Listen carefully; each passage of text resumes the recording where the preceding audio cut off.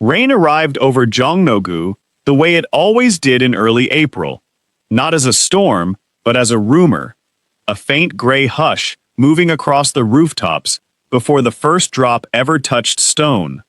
On the scaffolding wrapped around the old Baeka Hotel, the sound of it came first, as a whisper against canvas sheeting, then as a steady percussion against 50 years of limestone that had not been properly cleaned since the Seoul Olympics. Simone Ashford stood on the fourth-floor gantry with a moisture meter in one gloved hand and a headlamp clipped to a hard hat that had long since stopped feeling unfamiliar on her head, and she did not look up at the rain so much as listen to it, the way she listened to buildings, waiting for what it would tell her. She had been in Seoul for 11 weeks. She could still count the days, though she had stopped trying to. Her mornings had settled into a rhythm she had not planned but had come to depend on. She woke before 6 in the small rented apartment near Anguk Station, made coffee in a chipped mocha pot she had bought at a second-hand shop in her second week, and walked 12 minutes to the subway station past a tofu soup restaurant that opened at 5:30 and a flower stall run by a woman in her 70s who had, sometime around week 4, begun greeting Simone by a nickname that roughly translated to the building doctor. She liked the walk. She liked the particular gray light of Seoul mornings, the smell of roasting chestnuts that lingered near the station entrance, even in seasons when no one was selling them, the practiced choreography of commuters who never quite touched one another and never quite needed to. She had not expected, 8,000 miles from Detroit, to feel this settled this quickly. She thought about that most mornings and arrived at no conclusion she trusted enough to repeat out loud.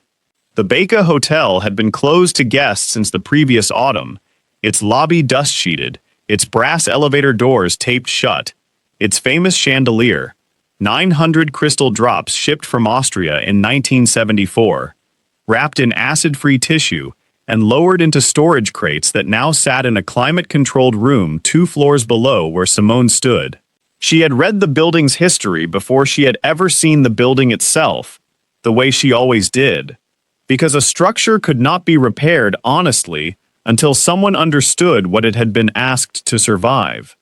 Founded by Kang Byung-chul in the same year Korea's economy had begun its long climb out of post-war scarcity, the Baeka had once hosted state dinners and, later, the wedding reception of a president's daughter. It had also, according to the maintenance logs, Simone had spent 3 days translating, with the help of a pocket dictionary, and her research partner, developed a slow water intrusion problem along its northern face that nobody, in 40 years, had properly diagnosed. She had been the one to diagnose it. It had taken her 6 days of moisture readings, 2 arguments with the structural engineer about the age of the flashing, and 1 very early morning spent alone on the roof before dawn, watching how condensation gathered along a seam that the original blueprints did not account for. She had stood up there in the gray pre-dawn light, with her coffee going cold in a paper cup, tracing the seam with her flashlight, feeling the particular quiet satisfaction that came only from being right about something nobody else had bothered to be curious about. She did not tell anyone how satisfying that morning had been. She simply wrote the report. Her grandmother, Odessa Carter, had raised her in a 2-story brick house on the east side of Detroit that had needed more repairs than the family could ever quite afford. And Simone had grown up watching her grandmother patch a roof herself rather than pay a contractor she didn't trust, watching her repair a porch step with lumber salvaged from a demolished house 2 streets over, watching her rewire a lamp with nothing but a butter knife and a roll of electrical tape while humming along to the radio as though the task required no particular courage at all. Odessa had not called it resourcefulness. She had simply called it Tuesday. The porch step in particular, Simone remembered with unusual clarity. She had been 9, sitting on the top step doing homework, when the third board gave a soft, alarming crack beneath her, and instead of calling a contractor her grandmother did not trust and could not afford, Odessa had walked 2 streets over to a house being torn down, asked the demolition crew's foreman for permission, and come back with 3 boards of seasoned oak under one arm like she was carrying nothing heavier than groceries. She had let Simone hold the level. She had let Simone hammer the last nail, guiding her granddaughter's small hand with her own weathered one, and she had said, when it was done, not "we fixed it," but "now it'll hold you," which Simone had turned over in her mind for years afterward, without fully understanding why it mattered so much. By the time Simone was 12, she understood, without anyone explaining it to her directly, that the buildings people lived in told the truth about how much care the world had extended to them, and that someone who paid attention could read that truth in the water stains and the settling cracks, the way other people read a face. She had gone on to study historic preservation at the University of Michigan on a scholarship she'd applied for during her lunch breaks at the drugstore where she worked weekends, typing her application essay on the store's ancient back-office computer between restocking shifts, and she had spent the 11 years since then learning that the discipline she'd inherited from her grandmother's kitchen table was, in fact, an entire profession, one that rewarded exactly the kind of patient, unglamorous attention nobody had ever taught her to expect praise for.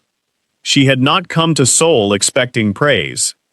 She had come because Holloway Preservation Partners, the Chicago firm she had worked for since finishing her graduate degree, had been retained as heritage consultant on the Betrayal restoration, and because she was, at 34, the most qualified person in the firm to lead it, and because nobody else had wanted to spend a year, 8,000 miles from home. She had not particularly minded being the one nobody else wanted the assignment badly enough to fight her for. She had learned, over 11 years, that the projects nobody else wanted were often the ones that taught her the most. Her first week in the city had been a small education in itself. She had arrived jet-lagged and disoriented into a humid June afternoon, hauling 2 suitcases through Incheon's arrivals hall with the particular blank determination of someone who had promised herself she would not cry in an airport, and had been met, unexpectedly, by a young woman holding a handwritten sign that read Simone Ashford in careful block letters, beneath which someone had drawn, for reasons never fully explained, a small cartoon hard hat. "I'm Yusoman," the woman had said, in English confident enough to suggest years of study, but accented enough to be charming rather than polished. "Nobody told me to come. I just thought you'd rather see a friendly sign than a taxi number written on a clipboard." It had taken Simone the better part of that first week to understand that this was, in essence, the entirety of Simonen's character, distilled into a single gesture, a woman who did the kind thing before anyone assigned it to her, and who would, over the following months, become the closest thing to family Simone had 8,000 miles from Detroit. Simon had walked her through the practicalities that no orientation packet ever adequately covered. Which subway line flooded with commuters at exactly which hour? Which convenience store sold decent coffee after 10 at night? How to apologize convincingly to an elderly building superintendent for tracking mud through a freshly mopped stairwell. She had also, on the second day, walked Simone through the Beca itself for the first time, before any official site visit, simply because she thought Simone would want to see the building without an entourage of nervous executives trailing behind her. "It's beautiful," Simone had said, standing in the dust-sheeted lobby, looking up at the empty bracket where the chandelier had hung before its removal for cleaning. "It's tired," Simone had corrected, not unkindly. "Beautiful things get tired too. That's usually when people stop looking at them carefully enough to notice what they actually need." She had glanced sideways at Simone, assessing. "I read your portfolio, the train station in Cincinnati, the synagogue in Baltimore. You don't restore things to make them look new. You restore them to make them tell the truth. That's the job." "That's not the job for most people who do this job," Soman had said. "Most people just want the client happy and the check to clear. I've been doing this for 6 years. I know the difference. She had smiled then, the first real smile Simone had seen from her, quick and a little mischievous.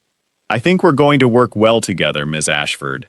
Simone had said, if we're going to work well together, you should probably use my name.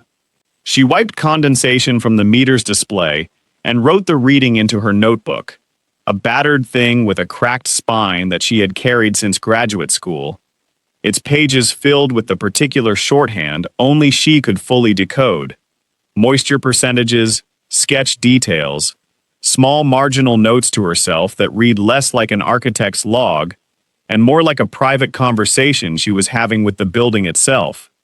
She did not yet know that 4 floors below her, in a car idling outside the hotel's service entrance, a man was reading a different kind of report entirely. That evening, back in the apartment near Ongguk Station, she called her grandmother the way she did most Sundays, the 14-hour gap between Seoul and Detroit, meaning that Odessa was usually just finishing breakfast when Simone was finishing dinner. You still climbing around in that old hotel, Odessa said.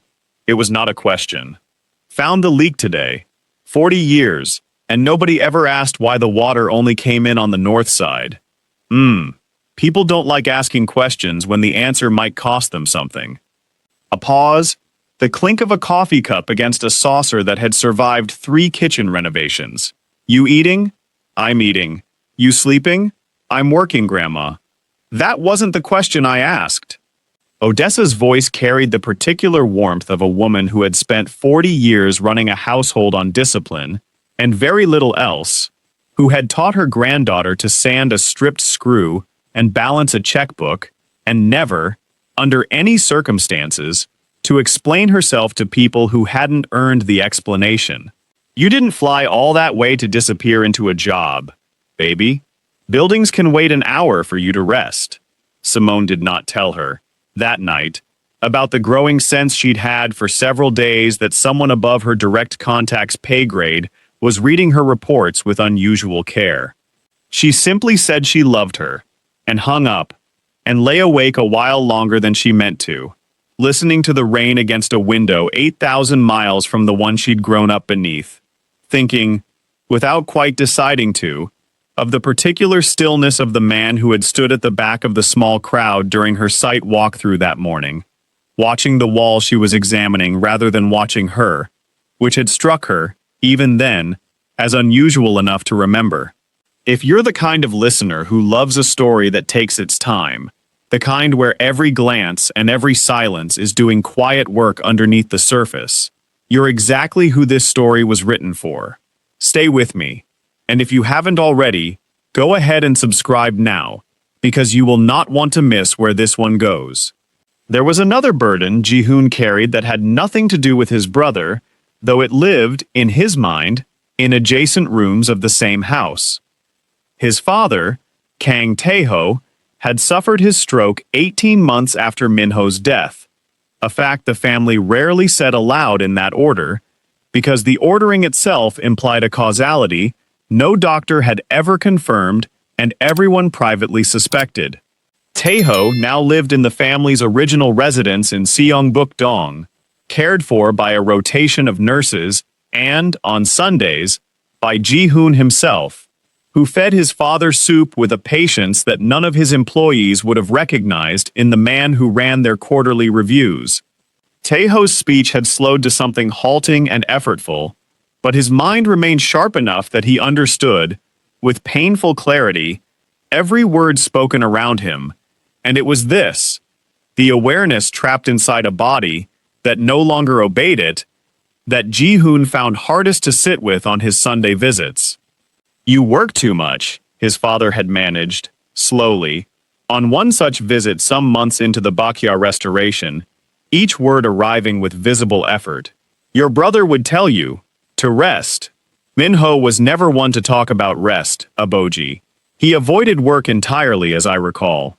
A small, crooked smile, the closest thing to laughter his father's face could still produce. Different problem, same solution.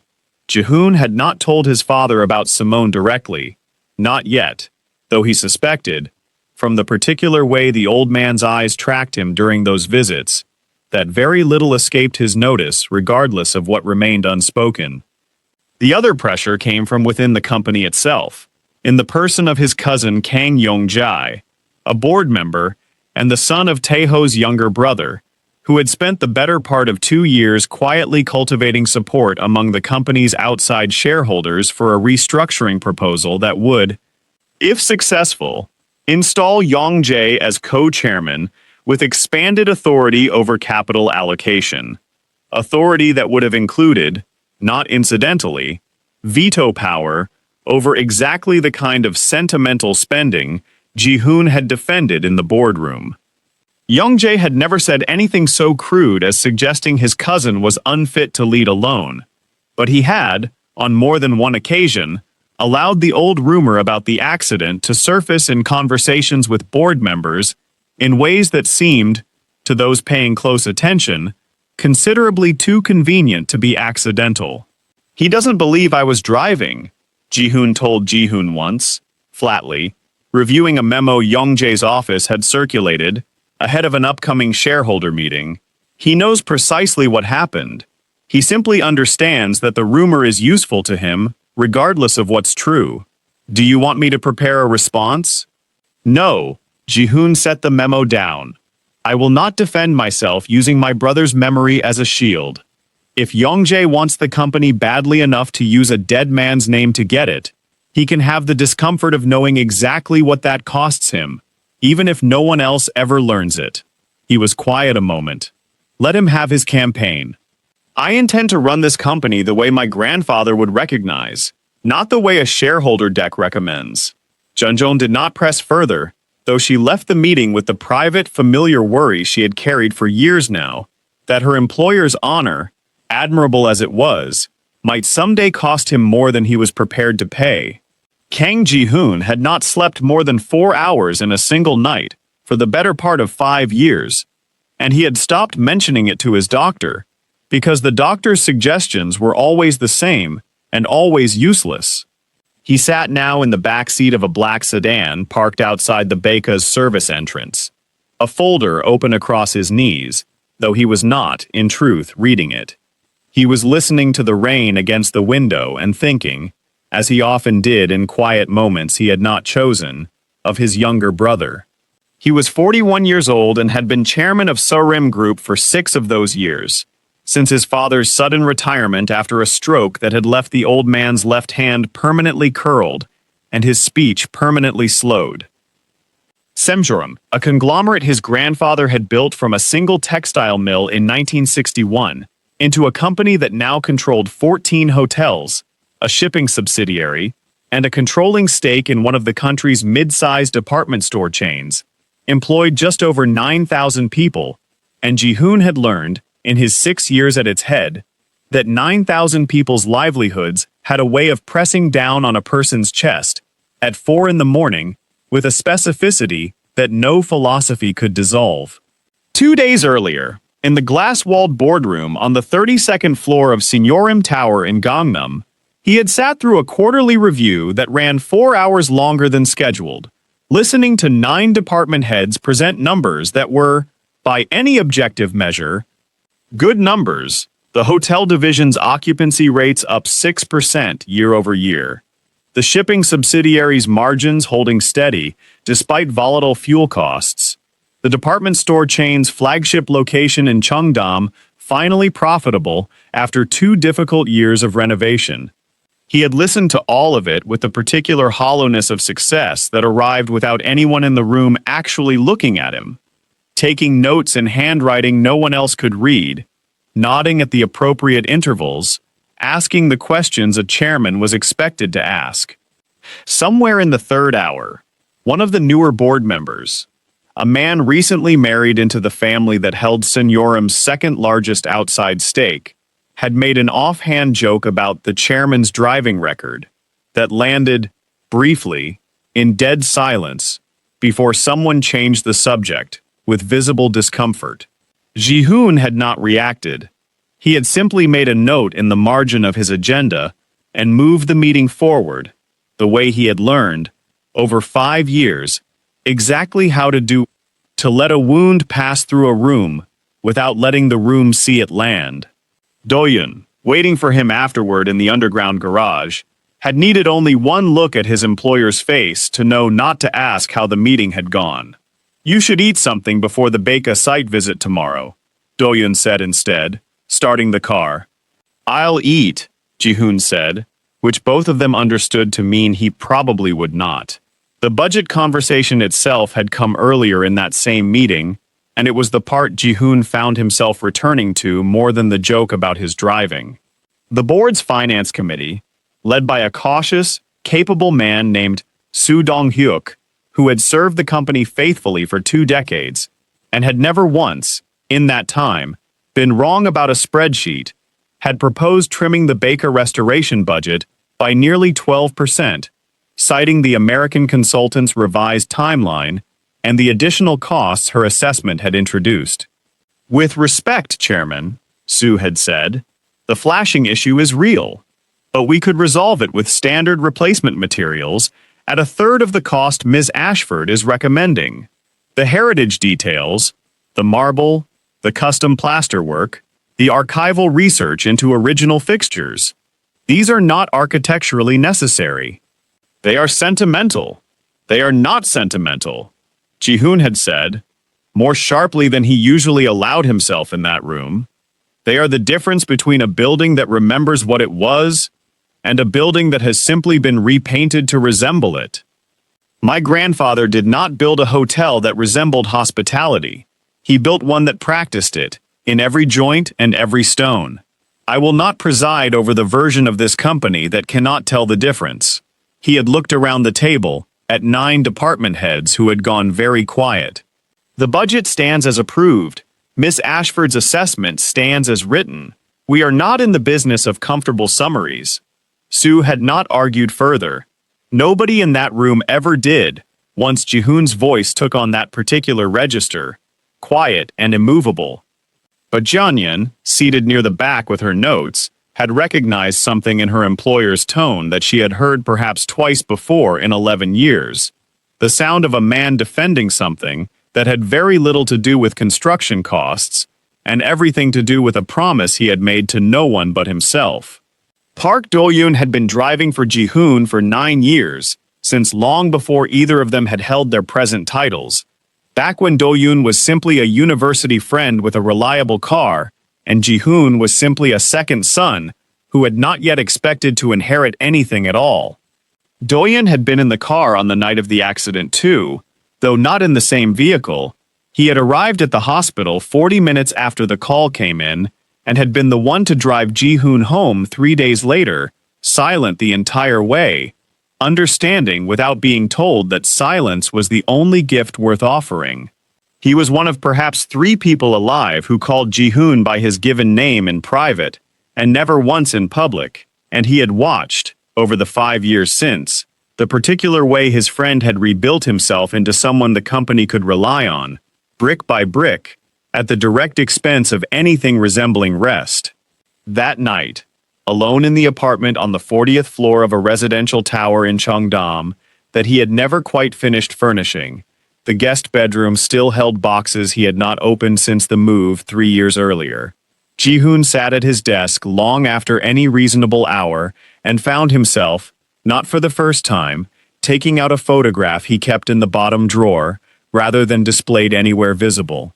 It showed 2 boys, perhaps 10 and 13, standing on the front steps of the Baeka Hotel in matching summer shirts, squinting into the sun, the elder boy's arm slung with exaggerated protectiveness around the younger one's shoulders. He looked at it for a long time. He did not cry. He had cried, he thought, everything he had access to crying 5 years ago, in the days immediately following, and what remained now was something quieter and more permanent. A low hum, beneath everything else he did, the way a building might carry a hairline crack in its foundation for decades, without ever announcing it to anyone standing inside. He put the photograph away before midnight, the way he always did, and did not sleep until well past 2. When Ji-hoon finally climbed the temporary staircase to the 4th floor of the Baeka the next morning, The elevators were still disconnected for the renovation. He came not to inspect the water damage, which his facilities director had already briefed him on twice, but because he had asked, specifically, to meet the American architect whose report had apparently overturned 4 decades of institutional assumption about his family's hotel.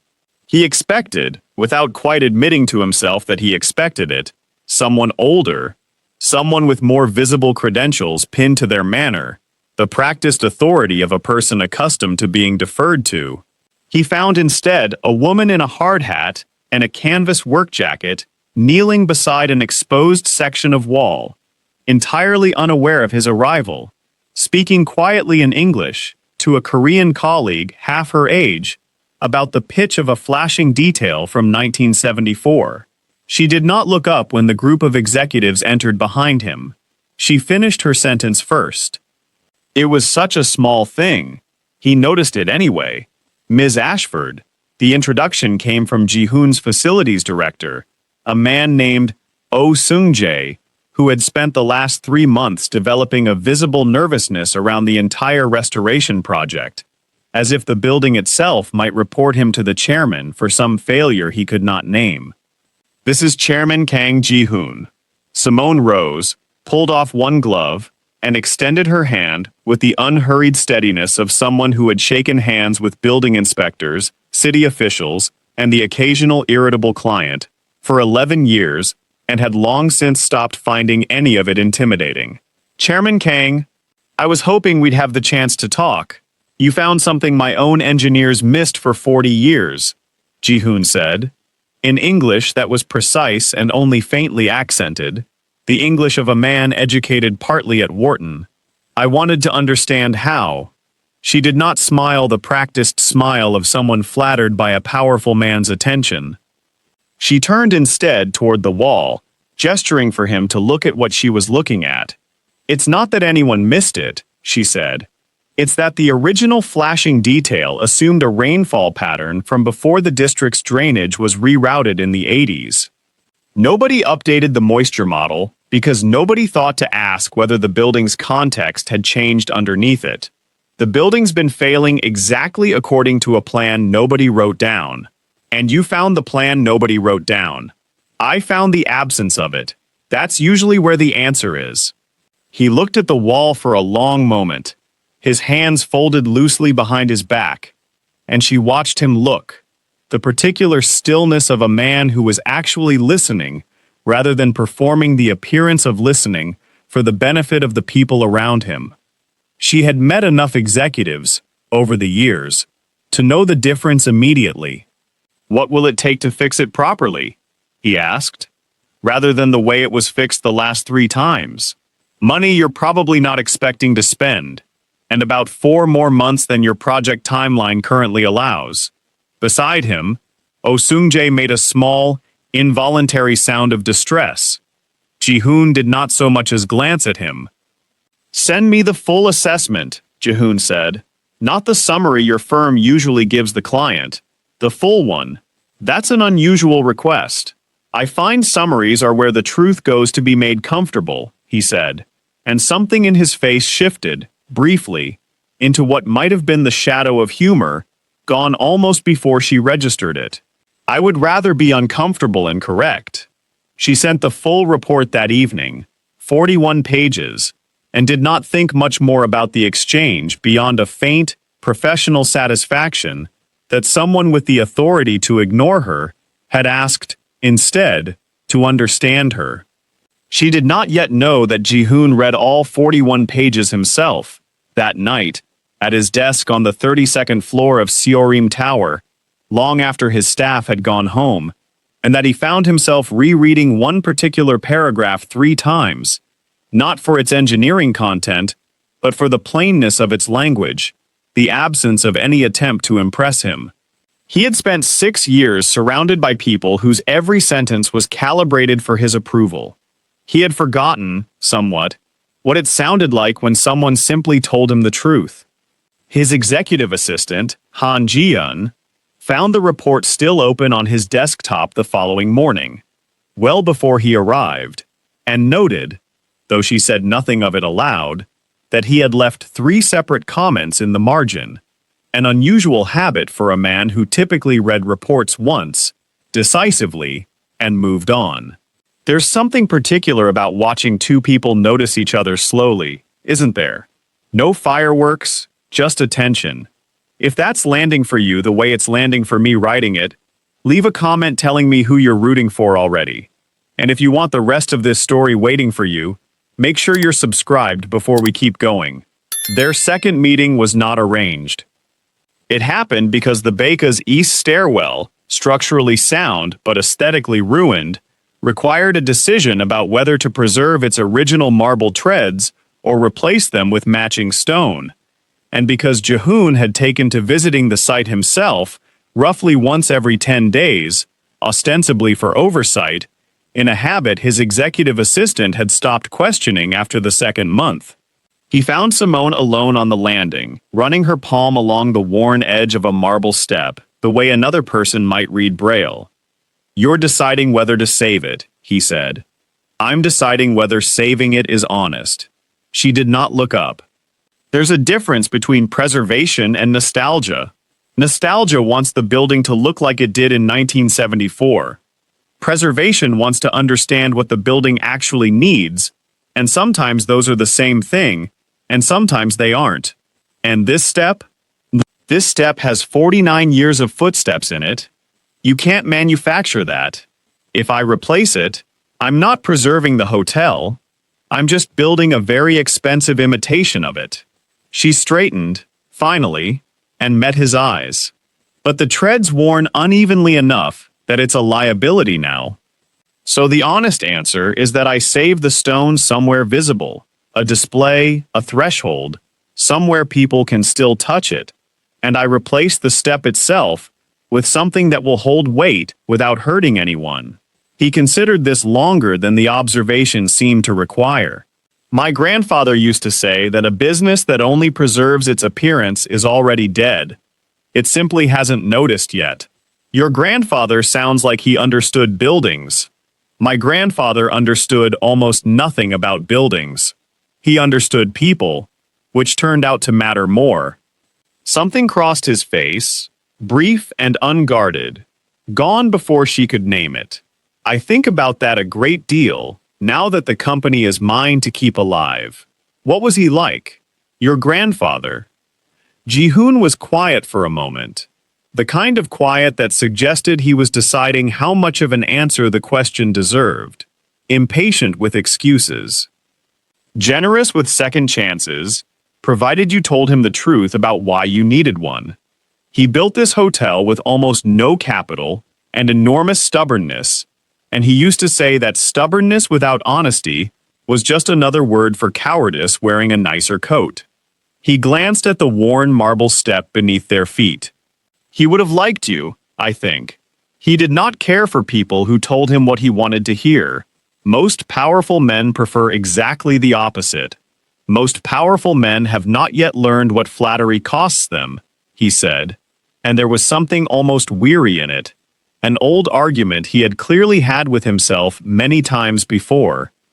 They spoke for 11 minutes that day. She would not have counted, except that she noticed, afterward, walking back down the temporary staircase, that 11 minutes had passed in what had felt like considerably less. About drainage, about his grandfather, about the particular loneliness of being the person responsible for deciding what got kept and what got let go. Neither of them mentioned it as anything other than what it plainly was. 2 people who had found, unexpectedly, that they enjoyed the exact and careful way the other one thought. It became, over the following months, a pattern neither of them named. He visited the site, she happened to be there, because she was almost always there. Samin, her Korean counterpart on the project, a sharp, good-humored young architect named Yoo Samin who had taken to teasing Simone gently about the chairman's increasingly frequent site visits, began keeping a tally that she did not share with Simone directly, though Simone noticed the small, knowing smile Somin wore each time Ji-hoon's car appeared in the service lane. Salman herself had joined the Baker project straight out of a 5-year stint at a mid-sized Seoul firm, where, as she put it, she had spent most of her 20s redrawing other people's mistakes for other people's credit. She was 28, unmarried in a way her mother reminded her of at every family gathering, and possessed of an irreverence that Simone had come, over the months, to rely on more than she would have admitted. It was Salman who taught her the handful of Korean phrases that made the construction crew laugh in genuine surprise the first time Simone used them correctly. It was Salman who covered for her, without being asked. On the 2 occasions, Simone had been too exhausted from jet lag and overwork to make an early site meeting. And it was Salman, eating instant noodles standing up in the site trailer one evening, the rain having returned for the 3rd week running, who finally said what she'd clearly been holding back for weeks. "He doesn't do this for other projects," Salman told her. "I've worked for Signorum for 6 years, on and off, through 2 different firms. He doesn't visit anything 6 times in 4 months. He's thorough. He's thorough about the things he cares about," Salman said, with the particular bluntness of a woman 10 years younger, who had not yet learned to soften her observations. "You should ask yourself which one this is." Simone did not answer that. She went back to her drawings instead, though she found, later that night, that she had drawn the same detail 3 times without noticing she'd made no changes to it at all. There was a stretch, around the project's 5th month, when Simone worked 11 consecutive days without a full day off, chasing a structural discrepancy in the hotel's east wing that refused to resolve itself no matter how many hours she spent tracing load paths through drawings that did not entirely agree with what she found behind the plaster. Salman noticed before Simone was willing to admit it to herself, the shadows beneath her eyes, the way she had begun answering questions, a half-second slower than usual, the untouched lunch trays that piled up in the site trailer's small refrigerator. "You're doing the thing," Salman said, on the 11th day, blocking the doorway of the archive room with her arms crossed. "The thing where you decide resting is a luxury for people with less important problems. I don't have time for a lecture, Salman. You have time for exactly this lecture, because I'm not moving until you eat something that isn't instant coffee." Salman's voice softened, unexpectedly. "My mother used to do this. Work until she forgot her own name, because stopping felt like admitting the work mattered more to her than it should. It isn't strength, Simone. It's just a different kind of hiding." Simone had sat with that observation longer than she wanted to admit, turning it over the way she turned over a puzzling moisture reading, and had thought, unbidden, of her grandmother's voice on the phone weeks earlier. That wasn't the question I asked, and had understood, with the particular discomfort of recognizing a pattern in herself she had spent years attributing only to virtue, that discipline and self-neglect could wear each other's clothes so convincingly that even she, who prided herself on reading buildings honestly, had failed to read herself the same way. She took the following day off. She did not solve the structural discrepancy any faster for having rested, but she noticed, returning to it clear-headed, that the answer had been sitting in the drawings the entire time, waiting for her to be rested enough to see it. As for Ji-hoon's mother, the warmth Simone eventually received from Yoon Sun-hee had not arrived easily, and Simone had never expected it to. Their first real conversation, some months before the chandelier scene, had taken place in a small tea room near the Baker that Sun-hee frequented, an encounter Simone suspected had not been entirely a coincidence. "My son mentions you," Sun-hee had said, without preamble, pouring tea with hands that moved with practiced precision, more than he mentions anyone in the company he speaks with daily. "I wanted to see for myself what kind of woman earns that much of his attention. I hope I haven't disappointed the assessment." "You haven't finished it yet." Sun-hee's gaze had been direct, unhurried, entirely without hostility, but entirely without softness either. "I lost one son to recklessness, and nearly lost the other to the guilt of surviving it. I am careful now, about who I allow close enough to matter. You should understand that before you decide whether you want to be close to him at all." Simone had not flinched from the directness. She had grown up around women who spoke exactly this plainly, who considered warmth a thing to be earned through demonstrated character rather than distributed as a courtesy. "I understand," she had said simply. "I'm not asking for your trust today. I'm asking for the chance to earn it the same way I'd earn anything else." Slowly and honestly, something in Sunhee's expression had shifted then, almost imperceptibly, the ghost of an approval she was clearly not yet ready to voice aloud. "That," she had said, setting down the teapot, "is the correct answer." It would be months before real warmth arrived between them, but Simone understood, leaving the tea room that afternoon, that she had passed some quiet, unspoken threshold that mattered a great deal more than it had appeared to in the moment. The fourth encounter came without either of them arranging it, in the small underground archive room where Siorim kept the Baka's original construction records, boxes of yellowed blueprints and handwritten ledgers that no one had properly catalogued in decades. Simone had been down there for 2 hours, kneeling on the concrete floor with a flashlight, when she heard footsteps on the stairs and looked up to find Ji-hoon, jacket off, sleeves rolled to the forearm, standing in the doorway with an expression of mild surprise that mirrored her own.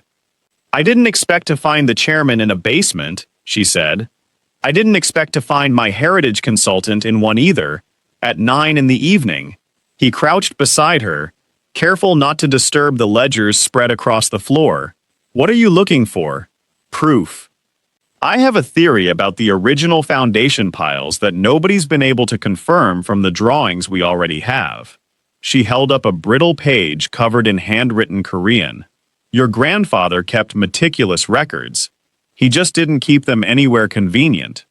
Ji-hoon read the page slowly, translating under his breath, and something in his posture eased as he did, the particular loosening of a man handling something that had once belonged to someone he'd loved. "This is his handwriting," he said quietly. "I haven't seen it in years." He did not explain further, and she did not ask him to. They stayed another hour, sorting boxes side by side in companionable quiet, occasionally passing pages back and forth, occasionally laughing softly over some detail of 1970s bureaucratic formality that struck both of them as equally absurd, and when he finally rose to leave, he held the door for her with a courtesy that felt less like formality than habit. The fifth encounter was smaller still, a shared elevator ride, one of the few functioning elevators in the half-renovated building that stalled for 4 minutes between the second and third floors due to a power fluctuation the maintenance crew apologized for repeatedly afterward. Neither of them panicked. Ji-hoon leaned against the wall with the resigned patience of a man who had weathered worse delays in worse company, and Simone sat down on the floor entirely, back against the mirrored panel, and after a moment of visible deliberation, he sat down beside her. "You're remarkably calm for someone trapped in a box," he observed. "I grew up in a house with one working outlet in the whole kitchen. A stalled elevator doesn't rattle me much." She glanced sideways at him. "You, on the other hand, look like a man who's never had to wait for anything in his life." "I have waited for a great many things," he said, and something in his voice, quiet and unguarded in the dim emergency lighting, made her look at him more closely. "I have simply become very good at not appearing to." The elevator lurched back to life a moment later, and neither of them mentioned the exchange again, though Simone found herself thinking about it for the rest of the week, turning it over the way she turned over a puzzling moisture reading, searching for what it meant. A sixth encounter, some weeks after that, happened in the rain. A heavier rain than usual, the kind that turned the service lane behind the hotel into a shallow, glinting river, and Ji-hoon's car had been delayed by traffic from a downtown flood advisory long enough that Simone, leaving the site on foot without an umbrella, very nearly collided with him, coming the opposite direction beneath the narrow awning of the loading dock. "You'll ruin those drawings," he said. nodding at the rolled blueprints she carried against her chest, unprotected. I've ruined worse in worse weather. Doyun is 15 minutes away. Wait with me. It was not quite a command, and not quite a request. Something in between, that she noted with a private, wry amusement. She waited.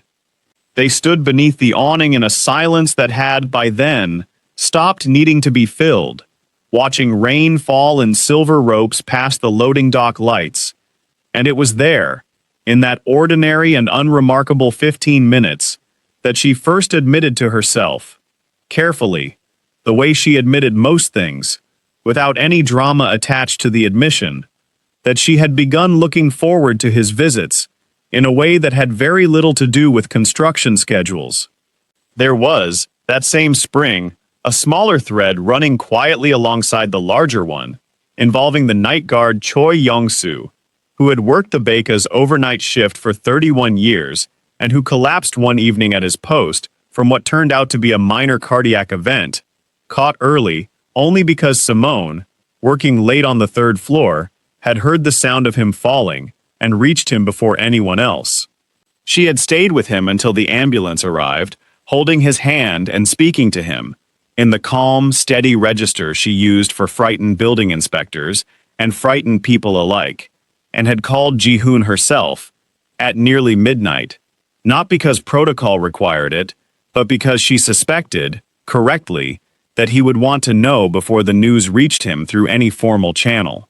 He arrived at the hospital within the hour, still in the clothes he'd been wearing at a dinner he'd left mid-course, and sat in the waiting room beside Simone for the better part of 2 hours, without either of them saying very much at all, until a doctor finally emerged to say Choi Young-soo would recover fully. Ji-hoon had personally covered every cost the man's insurance did not, quietly, through a channel that never touched any public record, and had visited him twice during his recovery, visits Simone learned about only because Saman's cousin, again, mentioned them in passing, since Ji-hoon himself never did. 31 years, he said to Simone afterward, in the hospital corridor, his voice carrying an exhaustion that had nothing to do with the late hour. He has worked for this family longer than I have been alive, in any meaningful sense of the word. I will not have him treated as a line item. You don't have to justify it to me. I know, he said. I find, again, that I want to anyway. Later that spring, during the brief and famously fleeting week when the cherry blossoms along the Baeka's rebuilt garden courtyard reached their fullest bloom, Ji-hoon suggested, with a diffidence that struck her as almost boyish, entirely unlike his usual composed manner, that they walked the perimeter of the garden together after the site had emptied for the evening, ostensibly to review the landscaping plan Simone had spent weeks refining, though both of them understood, by then, that very little review was actually required. Your grandfather planted these, she said, looking up at the canopy of pale pink blossoms, scattering slowly in the evening air, drifting down across the newly laid gravel paths, like something too deliberate to be accidental. He planted them for my grandmother, the year they married. She died before I was born. He never replaced them, even when the trees grew old and difficult to maintain. My father wanted to clear them for a parking structure once, in the 90s, when the hotel needed the space. My grandfather told him he would sooner sell the parking structure that already existed. I like your grandfather more with every story you tell me about him. He would have liked you enormously, Ji-hoon said, and reached out, without quite seeming to decide to, and brushed a fallen blossom from her shoulder, his hand lingering there a moment longer than the gesture strictly required, and neither of them moved to comment on it, though something in the air between them had shifted, quietly and unmistakably, into something neither was yet ready to name aloud. A seventh encounter arrived by way of obligation rather than chance. Samoram's quarterly contractor dinner, a formal affair held in a private dining room at a hotel 2 blocks from the tower, required the attendance of every senior consultant on active projects, and Simone found herself seated, by a placement chart she suspected Ji-hoon of arranging with more deliberation than protocol strictly demanded, 3 seats from Ji-hoon, rather than at the far end of the table with the rest of the mid-level contractors. The dinner ran long, full of toasts and formal speeches in Korean that Soman translated for her in a low murmur, and it was only afterward, in the brief lull while cars were called, that she and Ji-hoon spoke directly.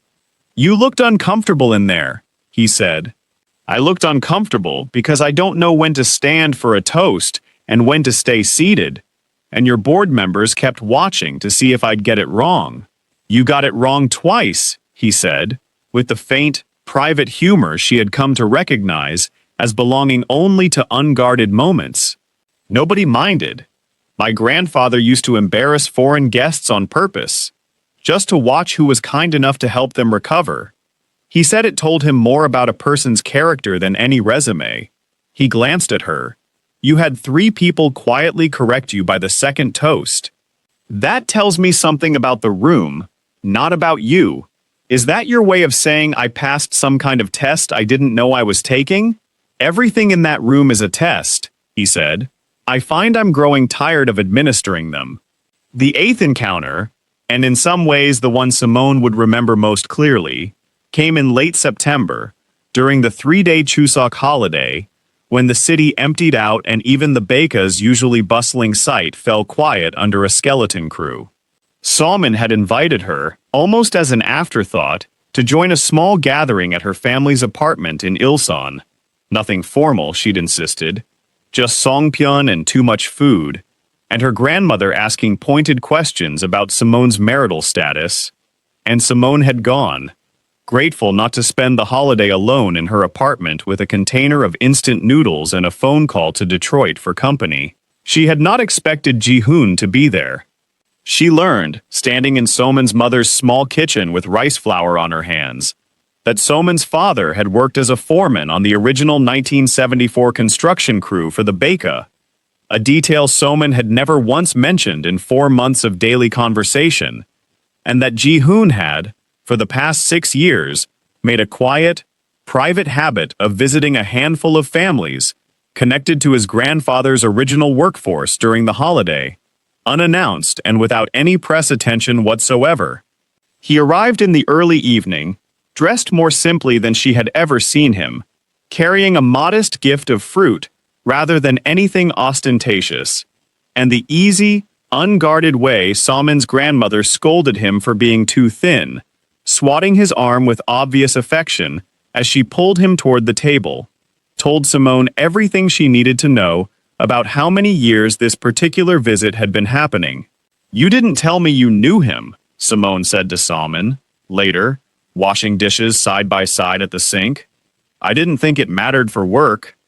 Salman shrugged, though something careful in the gesture suggested she'd thought about it more than she was letting on. "He doesn't do this to be seen doing it. If I'd told you, it would have become a thing people talked about, instead of a thing he just does." Simone thought about that for the rest of the evening, watching Ji-hoon across the small crowded room, laughing at something Salman's grandmother said, looking, for the first time since Simone had met him, entirely unguarded, entirely off-duty, a man simply present in a room full of people who had known his family for 50 years and asked nothing of him except that he eat more. I know some of you are already picking sides in the comments about where this is headed, and honestly, I love that for you. If you've got a moment right now, tell me, patient burn or slow reveal, which one are you here for? And hit that subscribe button, because the next part of this story is where things really start to shift. The first thing anyone told her about Kang Ji-hoon's brother, she heard secondhand and incomplete, the way most people in Seoul seem to hear it. A fragment offered without context by a junior engineer during a smoke break, who mentioned, almost carelessly, that the chairman had lost his brother in that accident a few years back, the one people talk about, before another colleague changed the subject with visible discomfort, as though the topic itself were a live wire nobody wanted to touch twice. Simone did not ask questions. She had grown up watching her grandmother refuse to repeat rumors about neighbors whose circumstances she did not fully understand, and Odessa's voice came back to her now, unbidden, the way it often did at moments like this. You don't know a man by what people whisper about him. You know him by what he does when he thinks no one's counting. She had counted, without meaning to. She had counted the way Ji-hoon answered his staff's questions with more patience than the questions strictly deserved. She had counted the way he remembered the name of the elderly security guard who worked the Baeka's night shift, a man named Choi Young-soo who had worked for the hotel for 31 years and who lit up, visibly, every time the chairman stopped to ask, without fail, about the man's grandson's university exams. She had counted the way Ji-hoon had quietly authorized a hardship fund for 2 crew members injured in an unrelated accident on a different Sangyeoram site, a fund that never appeared in any press release, that she only learned about because Soman's cousin worked in the company's HR department. She had counted, too, the smaller things. The way he never once raised his voice at a subordinate, even when a mistake cost real money. The way he apologized, plainly and without excuse. On the one occasion he had kept her waiting 40 minutes for a scheduled site visit because of an emergency board call. None of it explained the rumor. All of it made her disinclined to believe the worst version of it. There was, around this time, a brief and uncomfortable episode involving a reporter from a business tabloid who had begun making inquiries at the Baeka site under the pretense of writing a feature on the hotel's restoration, but who had, within the first 10 minutes of a conversation with Soman, steered every question toward the chairman's personal life, rather than the building's. Soman had handled it with a cool professionalism that impressed Simone, deflecting each question back toward construction timelines and heritage details until the reporter, visibly frustrated, gave up and left. Soman had not mentioned the encounter to Simone until that evening, over the instant noodles that had by then become something of a ritual between them. He wanted to know if I'd ever seen the chairman drink at a work function, Soman said, disgusted. 5 years, and people still can't let it rest. What did you tell him? I told him the chairman drinks tea and works too much, and that if he wanted a real story, he should write about the water damage instead. Soman stirred her noodles with more force than necessary. It isn't right, what they've let people believe about him. I don't know the truth. Nobody outside his family knows the truth. But I know it isn't what the tabloids print. The piece ran 3 weeks later anyway, a short and speculative item buried in the business section of a tabloid with a modest but persistent readership, rehashing the 5-year-old accident under a headline that asked more than it answered. Soman found it first, scrolling her phone on the site trailer steps during a lunch break, and hesitated visibly before deciding to show Simone, rather than hide it from her. You don't have to read it, Soman said, holding out the phone almost reluctantly. I just didn't want you finding it some other way, and thinking I'd kept it from you. Simone looked at the headline for a long moment, at the small grainy photograph beneath it. Ji-hoon, younger, walking out of a hospital entrance 5 years earlier, his face caught in an expression the photographer had clearly chosen for how much anguish it implied. She did not read further. She handed the phone back. I don't need to read what a stranger imagines about him, she said. I've spent 4 months learning what's true from him directly. That's worth more than anything printed under a headline written to sell papers. She paused. Does he know it ran? Joan will have told him by now. She always does. She says he'd rather know than be protected from it.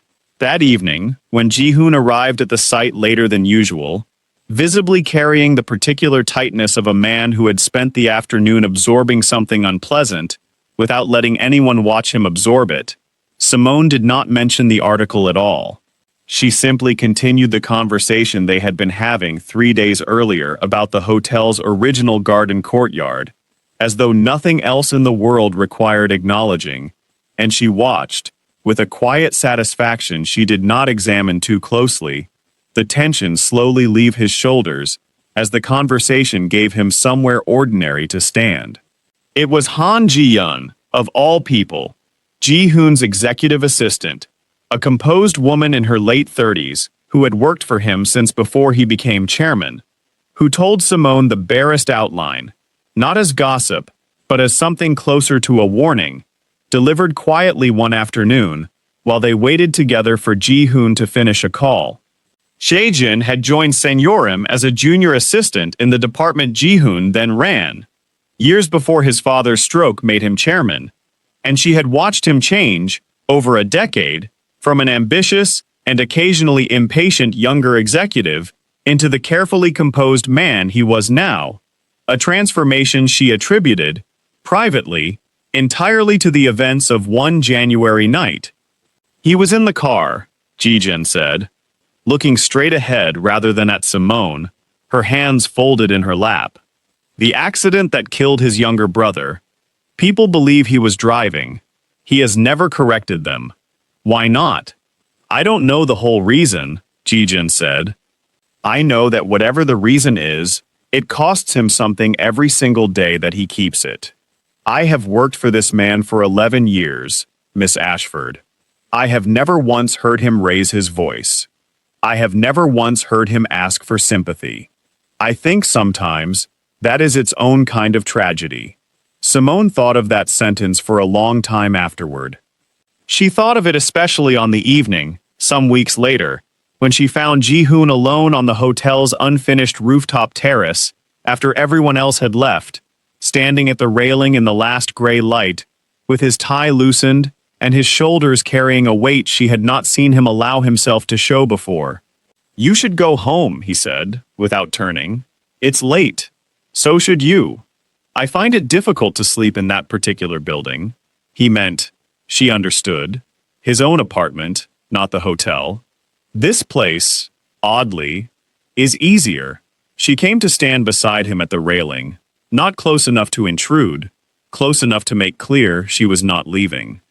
Below them, the old city spread out in a haze of orange streetlight and rain-slicked rooftops, the neon signage of Jongno's older commercial blocks blurring softly at the edges, and neither of them spoke for a long moment that did not feel empty so much as full of something neither was yet ready to name. I heard something about your brother, she said finally, carefully. I want you to know I didn't ask, and I'm not asking now. He was quiet long enough that she thought he might simply let the silence close back over the subject, the way it clearly had for 5 years with almost everyone else. Then he said, most people ask eventually, even when they say they won't. I'm not most people. He turned to look at her then, and something in his face. She would think about this moment often. Later, trying to find the exact word for what had changed in it. Softened. Not into relief exactly, but into the particular exhaustion of a man realizing he had been braced for an attack that was not coming. No, he said quietly. I don't believe you are. He did not tell her the truth that night, but he stood beside her at the railing for a long time afterward, in a silence that had stopped straining against itself, and when he finally said goodnight, he held her gaze a moment longer than the words required. We're getting close to the part of the story where everything either character has been carrying finally comes into the light, and I promise you, it's worth the wait. If this story has you invested the way it had me invested writing it, this is the moment to subscribe so you're here for it. Let's keep going. There was, in the weeks before the truth about Minho fully surfaced, a harder conversation that neither of them had anticipated needing to have, born not of any misunderstanding between them, but of the plain, practical fact that Simone's original contract with Holloway Preservation Partners had been written for a single year, and that year was, by late August, beginning visibly to close. Her firm's Chicago office had already begun asking, in the polite but insistent language of project management, when she expected to wrap her sole deliverables and return to lead a heritage assessment awaiting her attention in Cleveland. She had not mentioned this to Ji-hoon for nearly 2 weeks, not out of secrecy, but because she had not yet decided, herself, what she wanted to do with the information, and she had learned, over 11 years, not to hand other people decisions she had not finished making inside her own mind. When she finally told him, on an ordinary evening on the half-finished rooftop terrace that had become, by then, something like their private meeting place, she watched him absorb it with the same careful stillness he brought to difficult board decisions. "When would you leave?" he asked, evenly. "October. If I follow the original schedule. The Cleveland project can't wait indefinitely. And if you don't follow the original schedule, then I have a harder conversation with my firm about what I actually want, instead of what I originally signed up for." She looked out at the city, at the streetlights coming on in staggered rows across Jongno's rooftops. "I don't want you to ask me to stay, Ji-hoon. That's not what tonight is. I've watched too many people make decisions about their own lives because someone they cared about wanted them to. And I don't think that ends well for anyone, no matter how much affection is behind it. I wasn't going to ask you to stay," he said, and something in his voice carried an old, familiar restraint, though this time it seemed to cost him more effort than usual to maintain it. "I was going to ask what you wanted. Those are different questions, and I find I have spent enough of my life confusing them for other people that I am determined not to make that mistake with you." "I don't know yet," she admitted. "I know I'm not finished here. I don't know if that's about the building or about you, and I'd rather tell you the truth of that uncertainty than pretend it's already resolved." He nodded slowly and reached for her hand, not to persuade her of anything, simply to be near her while she thought. "Then take the time you need to know," he said. "I have learned, this year, that some of the most important repairs cannot be rushed toward completion. I am willing to wait for you to finish reading whatever it is you're still reading." She did not decide that night. It took her another 3 weeks, weeks in which she called her grandmother twice, more than she usually did, and received, each time, the same unhelpful and entirely correct response. "I can't tell you what you want, baby. I can only tell you that you'll know it when you stop asking other people," before she finally walked into the Holloway Chicago office's video call one Tuesday morning and told her supervisor, plainly, that she would be extending her sole assignment indefinitely and recommending the firm formalize a permanent regional office rather than treating her presence there as temporary. It was, she reflected afterward, not a decision she had made for Ji-hoon at all, in the end. It was a decision she had made for herself, the way her grandmother had taught her to make every decision that mattered, and the fact that it also happened to keep her near him was simply the truth arriving at the same address as her own wishes, rather than the other way around. She told him that evening, at the site, without any particular ceremony, and watched something in his face ease in a way she recognized now as the specific, private relief he allowed almost no one else to witness. "I didn't ask," he said quietly. "I know. That's exactly why I wanted to tell you first."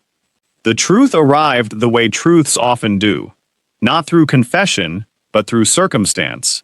On an evening in late September, when the restoration was 7 months along, and the hotel's original chandelier, restored crystal by crystal over the preceding months by a small team of specialists Simone had personally vetted, was being test-hung in the lobby for the first time. Ji-hoon's mother, Yoon Sun-hee, had come to see it. She rarely visited company sites, and her arrival sent a current of quiet alarm through the small crowd of engineers and executives gathered to watch the chandelier rise into place, because everyone present understood, without being told, that Yoon Sun-hee's relationship to this particular building was not simple. She was a slight woman in her late 60s who dressed with understated elegance and said very little, and the little she did say carried, Simone noticed immediately, a weight that made even the most senior executives in the room straighten their posture. She stood beside her son beneath the slowly ascending fixture, her hand resting lightly on his arm, and it was Simone, standing several feet away with Soman, there in a professional capacity to confirm the rigging, who happened to be close enough to hear what passed between them, low and in Korean, though Soman, beside her, went very still and later translated it for her, gently, when Simone asked. Minho loved this lobby, his mother said. He used to run across it as a boy, before your grandfather scolded him for scuffing the marble. I remember.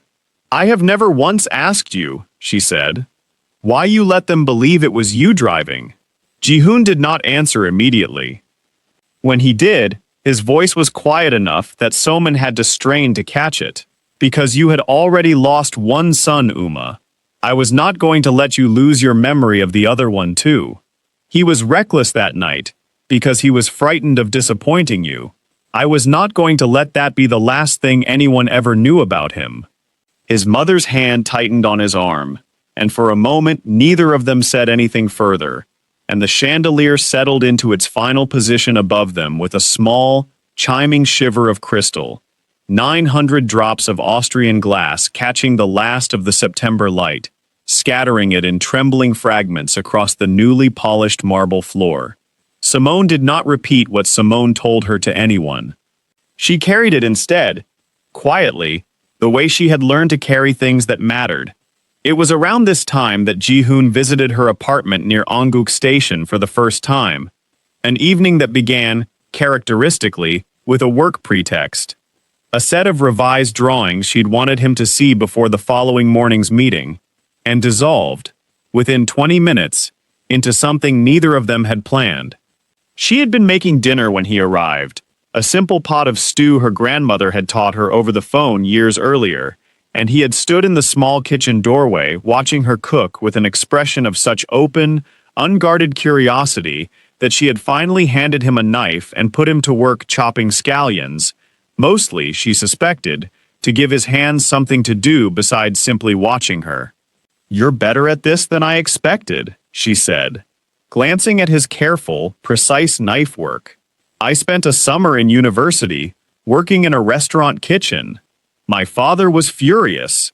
He said it was beneath a kang to peel garlic for strangers.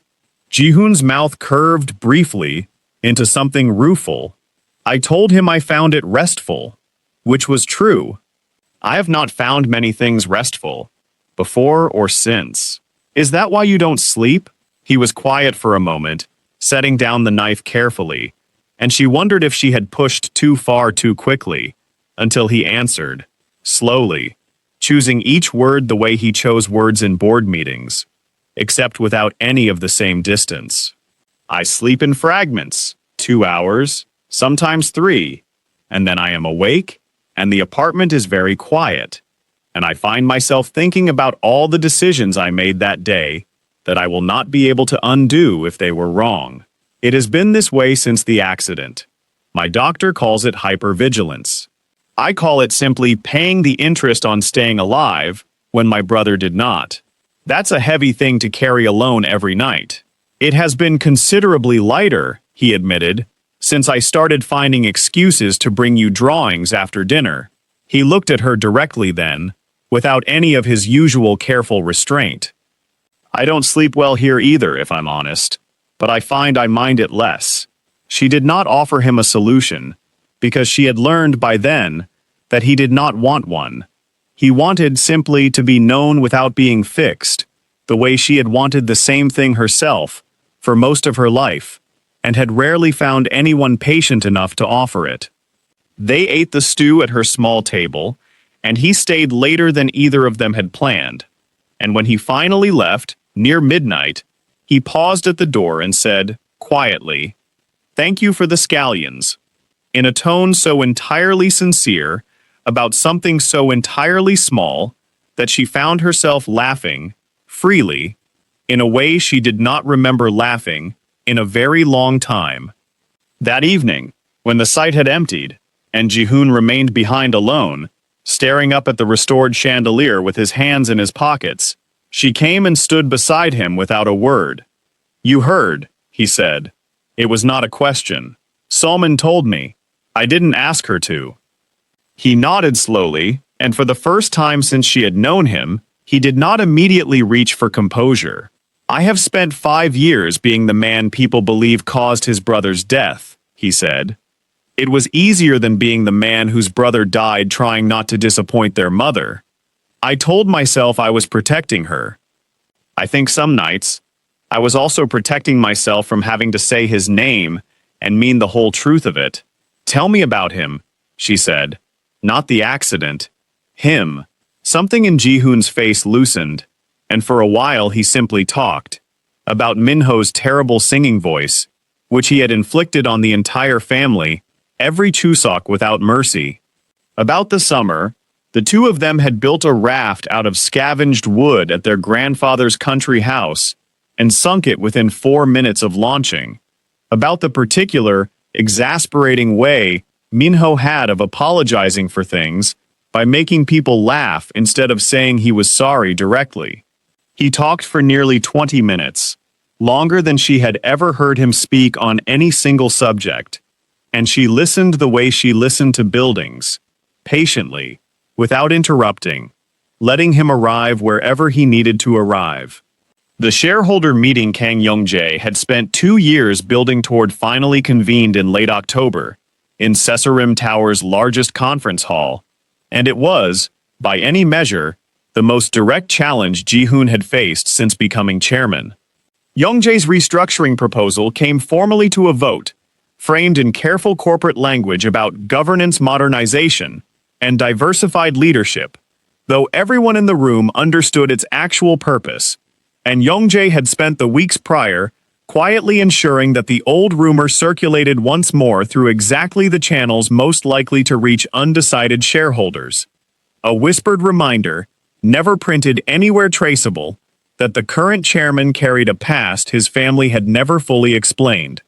Ji-hoon did not defend himself with a rebuttal of the rumor, which everyone in the room half expected.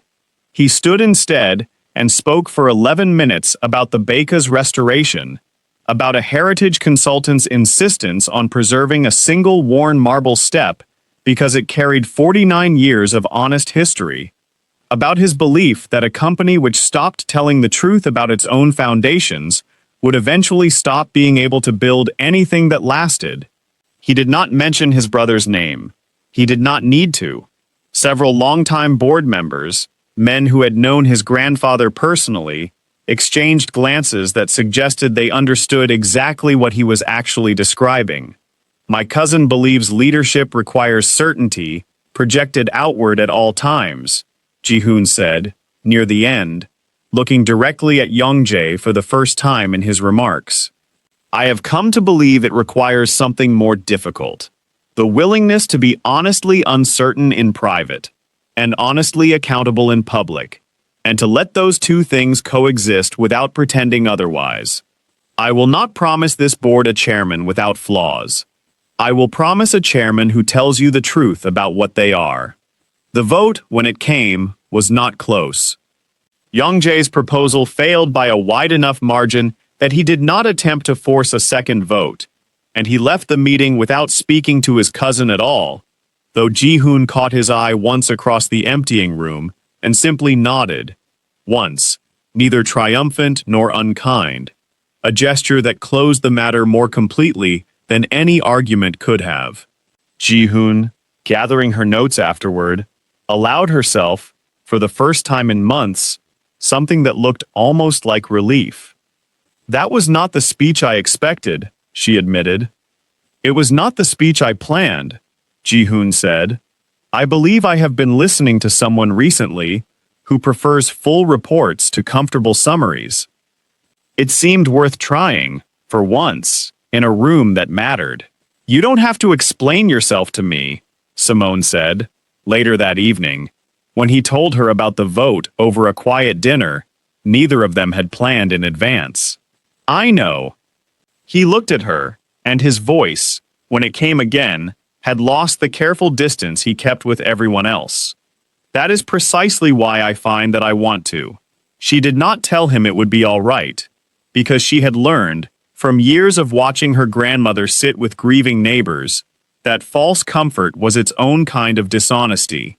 She simply stayed, the way she had learned to stay with things that were broken, until she understood exactly what they needed, and when he finally reached for her hand across the table, She did not pull away. "I am not asking you to fix anything," he said quietly.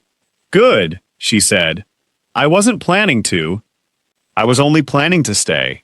Some weeks after that evening, on a quiet Sunday morning neither of them had planned in advance, Ji-hoon asked her, with unusual hesitance, whether she would come with him to visit his brother's resting place at a family cemetery in the hills outside the city.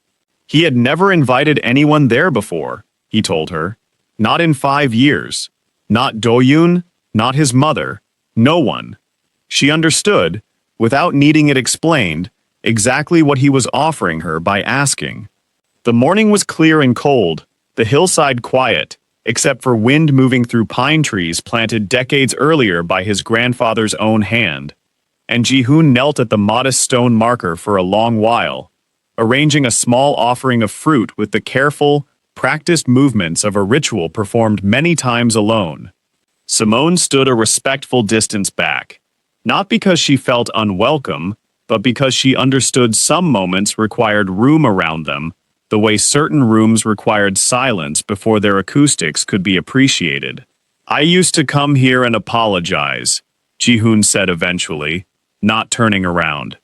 "Every visit, for 5 years, I would stand exactly here and tell him I was sorry for letting people believe the worst of me instead of telling the truth about him." He was quiet a moment. "I don't feel the need to apologize today. I'm not certain what that means yet. Maybe it means you've started forgiving yourself for something that was never yours to apologize for in the first place." He turned to look at her then, and the wind moved through the pines above them, and he said nothing for a long moment, though something in his face had settled in a way she had not seen before, not merely composed, but genuinely at rest. "My brother would have liked you," he said finally. "He had very little patience for people who overcomplicated simple things. You have a way of saying the true thing plainly that reminds me of him. I'll take that as the compliment I think you mean it as." "It is the highest compliment I know how to give," he said, and reached for her hand as they began the walk back down the hillside together. The pine needles soft underfoot, the city spread out hazy and distant below them. "If you've made it this far, thank you. Genuinely, for spending this much time inside their story. We're heading into the ending now, and I don't want you to miss it. Subscribe if you haven't yet, drop a comment with the one moment that stuck with you most, and let's finish this together." The Baeka Hotel reopened the following spring. On a clear morning in April, almost exactly 1 year after Simone had first stood on its scaffolding, listening to rain arrive over Jongno-gu. The chandelier hung restored above a lobby that smelled of fresh limestone polish and, faintly, of the marble step now displayed beneath glass near the east stairwell. 49 years of footsteps preserved rather than erased. A small brass plaque beside it, which Simone had insisted on and Ji-hoon had personally approved, read simply, "This step has carried every guest who ever walked through these doors. We chose to keep it." The morning of the reopening carried its own small choreography of nerves and quiet triumph. Salmon arrived before dawn to walk the lobby one final time with a checklist she had already memorized, correcting a slightly crooked runner near the concierge desk that no guest would ever have noticed, because she had learned, working beside Simone for a year, that the noticing was the point regardless of the audience. Choi Young-soo, fully recovered and visibly moved, stood at his post near the entrance in a freshly pressed uniform, and Ji-hoon stopped to speak with him privately for several minutes before the ceremony began, a conversation neither of them repeated to anyone else afterward. Han-jun coordinated the morning schedule with her usual unflappable precision, though even she allowed herself, watching the chandelier catch the morning light for the first time in front of an audience, a small and uncharacteristic smile. The mayor's office sent a representative for the ribbon cutting. A modest crowd gathered on the front steps, umbrellas unnecessary for once, beneath a sky scrubbed clean by the previous night's rain, and Ji-hoon gave brief remarks that mentioned his grandfather by name and did not mention his brother at all, though Simone, watching from the side of the small stage, understood that the entire building was, in its way, a monument to both of them now. His mother stood near the front of the crowd, composed and dignified as always, though Simone noticed, watching closely, that Yoon Soon-hee's eyes remained fixed on the restored garden courtyard, visible through the lobby's tall windows, for slightly longer than the ceremony strictly required. Do-yoon stood near the back of the crowd throughout, as he always did, watchful and largely unnoticed by anyone except the small handful of people who understood how much of the last 5 years he had quietly carried alongside his friend. He had, in recent months, begun seeing someone himself, a violinist named Bae Yuna, who played with the city's Philharmonic, and whom he'd met, with a lack of drama entirely characteristic of him, while waiting outside a concert hall to collect Ji-hoon from a charity gala. He mentioned her rarely, and only when directly asked, though Simone had noticed, riding with him on several occasions over the preceding months, the particular lightness that had crept into his usually reserved manner, and she found herself glad, in a quiet and uncomplicated way, that the steadiness he had given so many others, for so many years, had finally found its way back to him. Simone stayed in Seoul, not because of any dramatic decision, but because Holloway Preservation Partners had opened a small satellite office to handle its growing slate of Asian heritage projects, and she had, without quite planning it, become the person best suited to run it. She kept her apartment in the same quiet neighborhood near Anguk Station she had rented in her second month in the city, kept her habit of reading maintenance logs before bed, kept the same battered notebook, now nearly full, its final pages filled with sketches that had, somewhere along the way, stopped being only about the building. Odessa Carter came to visit that same autumn, her first trip outside the United States in 30 years, a fact she announced over the phone with the brisk, no-nonsense tone she used for decisions she had already made, and did not intend to discuss further. She arrived at Incheon with a single suitcase and a stubborn refusal to use the wheelchair assistance the airline offered, and Simone met her at arrivals with a bouquet of flowers her grandmother immediately declared impractical and then carried anyway, the entire way to the taxi stand, refusing every offer of help.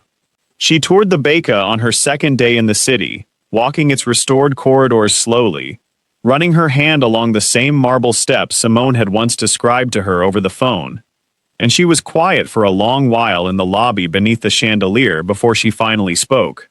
"You did good work here," she said. It was, from Odessa, about as unqualified a compliment as existed in her vocabulary. You can see it cared for. Most buildings, people just paint over what's wrong and call it finished. This one, somebody actually listened to it. That was the whole point, Grandma. I know it was the whole point. I raised you. Odessa's eyes moved, sharp and assessing, toward Ji-hoon, who had joined them partway through the tour and stood now a respectful distance away, watching the two of them, with an attentiveness he made no effort to disguise. "And this is the young man you've been not quite mentioning on the phone for the better part of a year. Grandma, I didn't ask you a question, baby. I made an observation." Odessa crossed the lobby toward him with the unhurried directness that had intimidated far more powerful men than a Korean conglomerate chairman over the course of her 71 years, and extended her hand. "Odessa Carter, I understand you've been keeping my granddaughter well-fed and reasonably rested, which is more than I can say for most men who've tried. I have done my best on both counts, ma'am," Ji-hoon said, with a formality that carried, underneath it, genuine and visible nervousness, though I understand from Simone that I have room to improve on the rested part. Honest. I like that in a man. Odessa studied him a moment longer, the particular unhurried study she had once turned on every contractor, teacher, and suitor who had ever come near her granddaughter, and something in her expression finally eased into something warmer. "You keep listening to buildings the way she taught you to listen to people, and you two will do just fine." She patted his arm once, briskly, the same gesture she had used on Simone 1,000 times growing up, and turned to continue her tour of the lobby, already asking pointed questions about the provenance of the marble that left Ji-hoon visibly scrambling to keep pace with her. Simone watched them walk ahead of her, her grandmother's voice carrying clear and certain across the restored lobby, and felt something settle in her chest that she recognized, after a moment, as the particular, quiet completeness of watching two of the most important people in her life finally occupy the same room. Ji-hoon still worked long hours. He still some nights slept less than his doctor recommended, but Do-yoon noticed, driving him home in the evenings now, that his chairman had begun asking to be dropped near Anguk more often than the address on file, and had stopped pretending it was for work. Salmon found them there a few minutes later, clipboard in hand, pretending not to notice how close they stood, and reported, with the particular briskness of someone determined not to smile, that the mayor's office had called to confirm the ribbon-cutting time. Simone thanked her, and Soman left again, and the small, ordinary interruption did not so much break the moment as fold itself into it, the way ordinary things had come, over the past year, to fold themselves naturally around whatever existed between her and Ji-hoon, without either of them needing to explain it to anyone. Later that afternoon, after the last of the officials and reporters had gone, and the lobby had quieted into the quiet, dust-free hum of a building finally finished, Ji-hoon walked Simone as far as the hotel's front steps, where a light rain had begun again, gentler than the one that had greeted her a year before. "You could have gone home once the report was filed," he said. "Most consultants would have. I told you. I don't replace a step I haven't finished understanding." She looked up at him, unhurried, the same steadiness she had carried onto the fourth-floor gantry 11 months earlier. "Some things take longer to read than others. And what have you read, in a year, that the version of you people whisper about was never the true one?" she said simply, "and that the true one was worth waiting to see." He did not answer with words. He simply reached for her hand there on the rain-damp steps of the hotel his grandfather had built and his brother had loved, and he himself had spent a year, quietly, learning to inhabit without flinching, and for the first time in 5 years, standing in the rain with someone who had never once asked him to be anything other than exactly what he was. Kang Ji-hoon felt something in his chest that he did not, immediately, recognize as peace, because it had been so long since he had last felt it. His mother, watching from beneath the hotel's restored awning a short distance away, said nothing to either of them that day. But when Simone passed her on the way out, Yoon Sun-hee reached out and, briefly, without ceremony, touched her arm, a small gesture, the kind easily missed by anyone not paying attention, the kind Simone had spent her entire career learning to notice. Ji-hoon's father met her some weeks later, on one of the Sunday visits Ji-hoon had, for months, quietly kept separate from every other part of his life. Kang Tae-ho sat in his chair by the window of the Songbuk-dong residence, sunlight falling across a blanket arranged with obvious care over his knees, and studied Simone for a long moment before his slow, effortful speech finally found its way to words. "My son," he said, "each syllable arriving with visible labor, does not bring people here. I'm honored then. Not honor." A pause, his hand trembling slightly as he gestured toward the chair beside him, inviting her to sit. "Trust." He looked past her, briefly, to where Ji-hoon stood near the doorway, watching the exchange, with a carefulness that suggested he had not been entirely certain how the visit would go. He was different, boy. Before. Lighter. Taeho's eyes found Simone's again, steady despite everything the stroke had taken from him. "You bring some of it back." And she did not know how to answer that, and so she simply took the seat beside him, and stayed for the better part of an hour, listening to Taeho's slow, halting stories about the mill his own father had built, about a company grown from almost nothing, through exactly the kind of patient, unglamorous attention She had spent her whole career practicing, and she understood, leaving that afternoon, that she had been given something considerably more valuable than a formal blessing. She had been trusted with a family's most private room. Below them, the chandelier caught the light through the open doors and scattered it, quietly, across 900 drops of restored Austrian crystal, and neither Simone nor Ji-hoon moved to leave. 6 months later, on an ordinary Tuesday evening that carried none of the ceremony of the reopening, Simone sat at the small desk in her Anguk apartment, reviewing drawings for Holloway's next Seoul project, a 19th-century schoolhouse in Suwon, slated for adaptive reuse. When Ji-hoon arrived, later than he'd promised, still in his work suit, carrying a paper bag of tteokbokki from the stall near the subway station, because he had learned, over the preceding months, exactly which foods she reached for after a long day, and exactly which ones she pretended not to want. He set the bag on the table without ceremony, and studied her drawings over her shoulder for a while, before saying anything. "You've changed the roofline," he observed. "The original pitch doesn't handle the region's snow load anymore. Climate's shifted since 1911. I'm not going to pretend it hasn't, just to keep the silhouette pure." She glanced up at him. "You're starting to sound like me. That's either a good sign or a very bad one." "I've decided it's a good sign," he said, sitting down across from her, loosening his tie with the unhurried ease of a man who had, somewhere in the past year, remembered what it felt like to arrive somewhere and simply be allowed to rest. Do-yoon, waiting below in the car for exactly as long as it took Ji-hoon to text him that he wouldn't be needed again that night, had stopped asking, months ago, whether he should wait. A year after that, on the second anniversary of the Baekha's reopening, the hotel hosted a small private dinner for the restoration team. Somin, now leading her own heritage projects across 2 continents, and still, by her own insistence, the only person permitted to correct Simone's Korean grammar in front of clients. Han Jeon, who had recently been promoted to chief of staff, and who allowed herself, at the dinner, a second glass of wine and an uncharacteristic amount of laughter.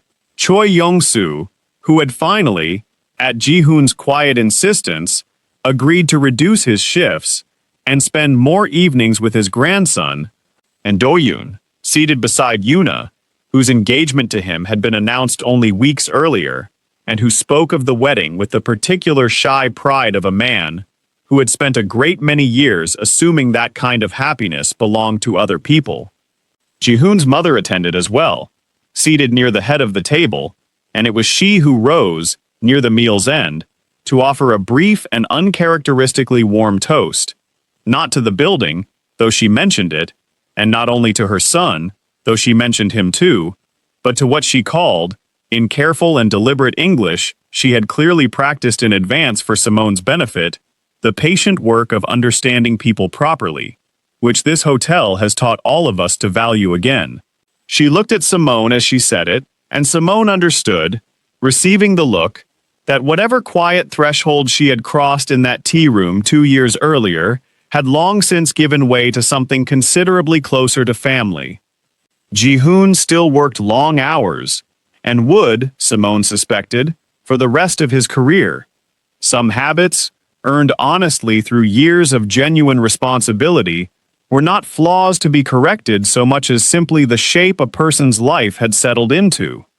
But Do-yoon noticed, and mentioned once, with the dry understatement that was as close as he ever came to sentiment, that his friend now left the office at a reasonable hour more nights than not, and that the light in the chairman's apartment on the 40th floor in Cheongdam stayed dark rather more often than it used to.